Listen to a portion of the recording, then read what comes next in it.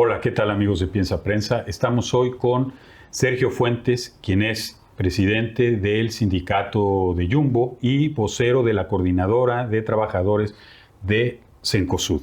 Sergio, muchas gracias por aceptar la invitación y venir aquí con nosotros a platicar. Hola, muchas gracias por la invitación, gracias por el espacio. Súper importante tener estos espacios donde los trabajadores podamos expresar nuestra idea y contar un poquito nuestra vivencia y lo que estamos pasando en el día a día. Esa es la idea. Sergio, para poner en contexto a nuestros auditores, en el último mes y medio, el conglomerado Cencosud, aquí estamos hablando de las empresas Jumbo, Santa Isabel, París e Easy, ha hecho despidos masivos. En los medios de comunicación se habla de más de 1,000 empleados. Tú me comentabas que ustedes como sindicatos han hecho un padrón y es bastante más que eso.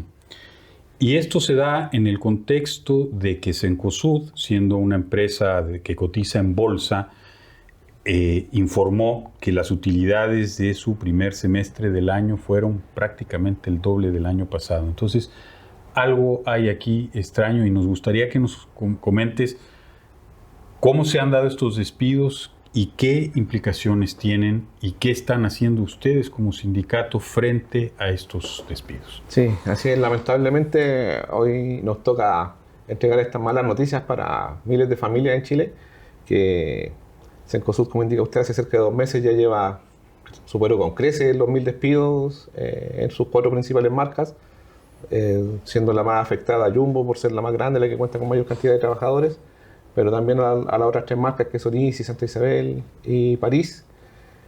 Son despidos que nos golpean fuerte porque en primer lugar son apuntados a trabajadores con una antigüedad importante en la empresa, sobre 15, 20 años de antigüedad en la empresa, en su mayoría mujeres. Entonces también esto nos complica bastante, por ejemplo, para seguir con los procesos de negociaciones colectivas que se vienen en todos los sindicatos, que muchas veces el piso que teníamos o donde pretendíamos llegar era a las asignaciones, los sueldos, los bonos de estos trabajadores más antiguos, pero que cada vez se han ido eliminando más. Entonces claramente esos trabajadores después a futuro probablemente sean reemplazados por trabajadores part-time, que trabajan 20 horas a la semana, entonces un trabajo bastante más precario que un trabajador de jornada completa, y es negocio redondo para la empresa. Además, como indicaba usted, una empresa que el primer semestre de este año 2025 tuvo un 186% más de utilidades que el mismo periodo del año 2024 y utiliza este artículo 161 del Código del Trabajo que les permite despedir trabajadores a mansalva sin ningún criterio. Se supone que las necesidades de la empresa son para empresas que están cerca de la quiebra, empresas que se ven en la obligación de despedir trabajadores para poder mantenerse dentro del mercado, y claramente no es el caso de Cencosud, que es una empresa multimillonaria. ¿Qué explicación ha dado Cencosud como su necesidad para hacer estos recortes? O sea, porque efectivamente están utilizando el artículo 161, pero ¿cuáles son las necesidades que tiene la empresa para hacer estos recortes? Exactamente, lo que hace aún más problemática esta situación es que de los meses que llevamos ya denunciando esta situación en los medios de prensa, en el Congreso hemos estado también, como coordinador de trabajadores del COSUD nos manifestamos en el Costanera Center también, y no hemos tenido ningún llamado de la empresa hasta el momento para sentarnos a la mesa a conversar y saber de verdad por qué se produjeron estos despidos. Ellos se limitaron solamente a un breve comunicado en el diario financiero donde indican que por las necesidades del mercado, reestructuración de llevan adelante estos despidos, lo que nos parece una falta de respeto hacia las organizaciones sindicales. Creemos que la forma de construir sindicalismo hoy día o las relaciones laborales deberían ser distintas, basadas en el diálogo, pero el diálogo verdadero, no el diálogo que solamente nos llama para informarnos sobre una encuesta de clima laboral que se hace, no solo para informarlo de las decisiones que toman, sino que también ser partícipes de las organizaciones sindicales de estas decisiones, tener también nosotros como sindicatos la certeza de entregar la información a nuestros trabajadores, a nuestros asociados, de cómo viene el próximo año, o al menos cómo viene la cosa en un semestre más, estos despidos van a parar ahora, van a seguir durante los próximos meses. O sea, ustedes no tienen ningún tipo de información, no se trabajó, por ejemplo, porque yo he leído efectivamente en el diario financiero que la empresa dice que están en un programa de productividad, o sea, para incrementar la productividad, pero finalmente me parece que los trabajadores son parte fundamental de cualquier programa de productividad. Entonces, ¿ustedes no están al tanto de algún programa de productividad que esté implementando la empresa o Exacto. La empresa ha tomado un giro bastante negativo en ese sentido, que las decisiones importantes las toman entre cuatro paredes, un directorio que por cierto no conocen el trabajo que se realiza en las salas de los supermercados, por ejemplo, en las salas de venta de las tiendas, y solo somos números para ellos, po. Entonces bastante complejo el escenario que ya se está viviendo y el que se viene también, pensando en que estas decisiones, como les decía, la toman un grupo de gerentes que no tienen idea de lo que es trabajar en la sala, donde muchas veces gerentes de locales hoy día son prácticamente un trabajador más, tienen cero poder de decisión, no tienen poder de decidir aumentos de sueldo para sus trabajadores, todo se transformó en una burocracia gigantesca. Hoy día prácticamente Jumbo está solamente subiendo sueldos en los procesos de negociaciones colectivas de los sindicatos. Cuando años atrás, yo llevo más de 20 años en la compañía, un trabajador que tenía un buen desempeño subió a la oficina del gerente en el local y el gerente le subió el sueldo a ese trabajador por el buen desempeño. O sea, podía haber incentivo mucho más directo al buen trabajador, digamos. Exacto, hoy día es toda una burocracia que tiene que pasar por 10 autorizaciones, un posible aumento de sueldo que la mayoría de las veces no se da. Entonces, solo los procesos de negociaciones colectivas son donde el trabajador espera para poder tener una mejora en su ingreso. Pero si no hay abierto un buen canal de diálogo, pues tampoco hay muchas posibilidades de que la negociación colectiva sea productiva. Exacto, que también existe otra realidad en Chile que es la la cantidad de grandes sindicatos que hay por empresa. Sí. Que en Jumbo, pese a eso, creo que somos una de las empresas con menos sindicatos de este nivel, cerca de 30 sindicatos a nivel nacional en Jumbo, versus por ejemplo Walmart que tiene cerca de 100 sindicatos, creo, en un local hay presencia de 2 o 3 sindicatos. Claro, se hace complejo porque la empresa hoy día tiene el sartén por el mango en la negociación colectiva, sabe que ningún sindicato que llegue a una huelga va a pararles las ventas por la producción. Entonces ahí también tenemos un problema estructural en nuestro país que permite que el empresario tenga la tranquilidad de que ellos son los que tienen el sartén por el mango. Y volviendo al problema específico de estos despidos masivos, Sergio, ¿qué acciones ha tomado y piensa tomar la coordinadora? Sí, hoy día apenas comenzaron estos despidos que nos juntamos y comenzamos a decidir acciones. La primera fue lanzar un comunicado a la opinión pública que se viralizó muchísimo también en distintos medios de prensa y la empresa acusó este golpe respondiendo a través del diario financiero también con este breve comunicado que le comentaba hace unos momentos.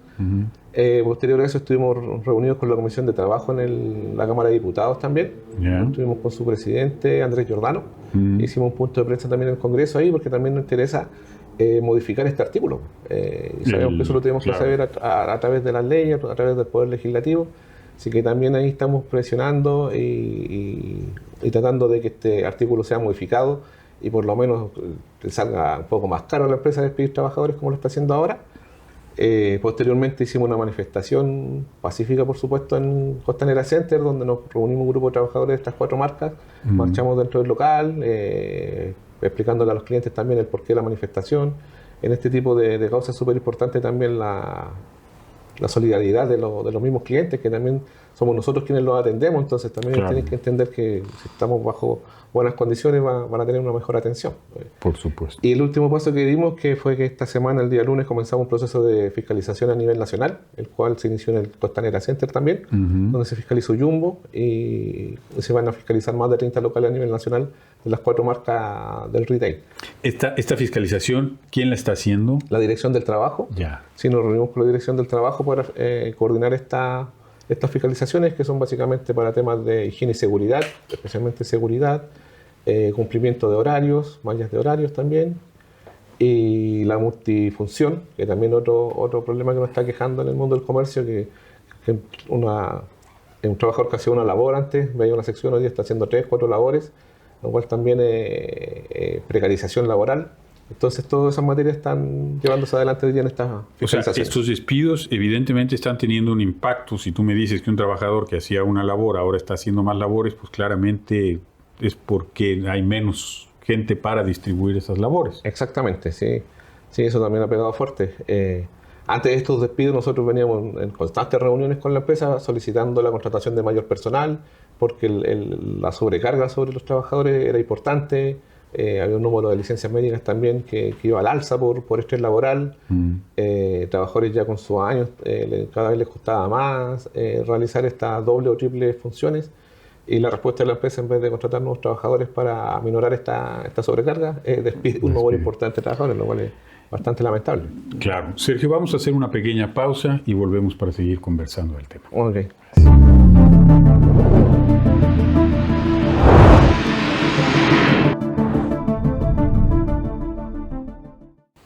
¿Qué tal? Estamos aquí de vuelta con Sergio Fuentes, conversando sobre la situación que hay ahora con los despidos masivos en el conglomerado Cencosud. Estábamos platicando acerca de las implicaciones que tiene y las acciones que ustedes han tomado al respecto. Y me comentabas que no han tenido oportunidad de dialogar directamente con la empresa. ¿Ustedes esperan que con estos acciones que han tomado, las manifestaciones y las fiscalizaciones, haya algún tipo de apertura por parte de la empresa? Sería lo lógico, es lo que nosotros esperamos, que la empresa se abra el diálogo. No podemos estar toda la vida a los combos, como se dice. Sabemos que el bienestar de los trabajadores se construye bajo el diálogo, pero acá el gran responsable, el llamado a fortalecer ese diálogo es el empresario, en este caso Cencosud. Los trabajadores siempre hemos estado abiertos al diálogo, nos gusta conversar, llegar a acuerdos, ha sido nuestra historia, pero los que tienen el sartén por el mango ahí son los llamados a abrir estos puentes de diálogo, son ellos. Así que ahí la pelota va para ellos. Claro, 100%. la pelota está en la cancha de ellos. Exacto. ¿Cuáles serían o sea, pensando en un hipotético diálogo, cuáles serían los elementos o las peticiones que tendrían ustedes como representantes de los trabajadores respecto de esta situación que se está dando dentro del conglomerado? Claro, por supuesto que sería contar con la certeza de que el año 2026 estos despidos no van a ser de la manera que han sido este 2025 en cuanto a cantidad y características de los trabajadores que han sido afectados. En base al diálogo también todos los sindicatos tenemos trabajadores que por distintos motivos de salud, de cansancio, lo que sea, quieren irse de la empresa, ya están dispuestos a negociar su salida, apuntar a ese grupo de trabajadores, quizás si quieren reducir un poco el personal, pero eso se produce bajo el diálogo. Los despidos nos pidieron de sorpresa, ni siquiera tuvieron la decencia de avisarnos por último una semana antes que iban a haber despidos. Entonces cero diálogo, cero comunicación.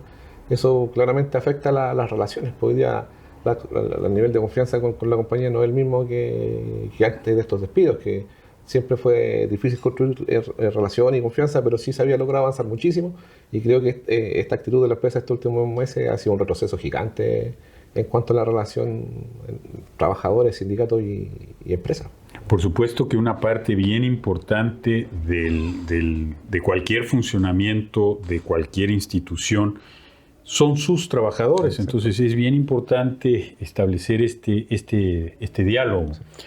Tú mencionaste que tuvieron una reunión con la Comisión del Trabajo en la Cámara de Diputados y mencionaste el artículo en el cual se basó estos despidos. ¿Qué importancia creen ustedes como organización sindical que tiene el modificar este artículo, y hacia dónde sería bueno, hacia dónde crees tú que sería bueno modificar? Sí, claramente es clave la modificación de este artículo, y debería avanzar hacia un camino donde empresas gigantes como esta tengan más trabas para despedir trabajadores, y no sea solo por un antojo de ellos deshacerse de trabajadores. Hoy día los trabajadores que demandan en tribunales obtienen un 30% de recargo en su indemnización. Además recuperan el aporte que hace la empresa en el fondo de cesantía, en la AFC, pero tienen que llegar a tribunales con un abogado. Creo que sería ideal, terminar con el tope de 11 años de servicio que hoy día hay en las indemnizaciones, que también limita mucho los montos finales que saca un trabajador. Hoy día teníamos trabajadores despedidos con 20 años, 25 años de antigüedad, 30 años de antigüedad, y se les pagan solo 11 años. Entonces necesitamos avanzar a que al menos empresas como esta tengan un costo más alto al momento de despedir trabajadores y de esa manera también los trabajadores tengan cómo sustentar un par de meses sin trabajo. Claro, que no haya tope en cuanto a los años de servicio, o sea, que se paguen los años de servicio que corresponden.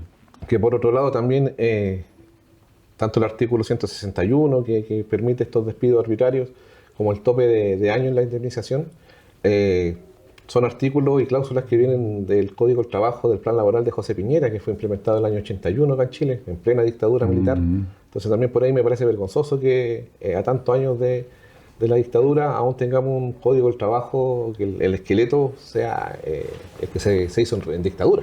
Entonces ahí también creo que la fuerza que tenemos que hacer los trabajadores es empujar a tener un Código del Trabajo hecho de verdad en democracia y avanzar, aunque sea de a poco, pero en un Código del Trabajo que de verdad defienda el trabajo y defienda a los trabajadores.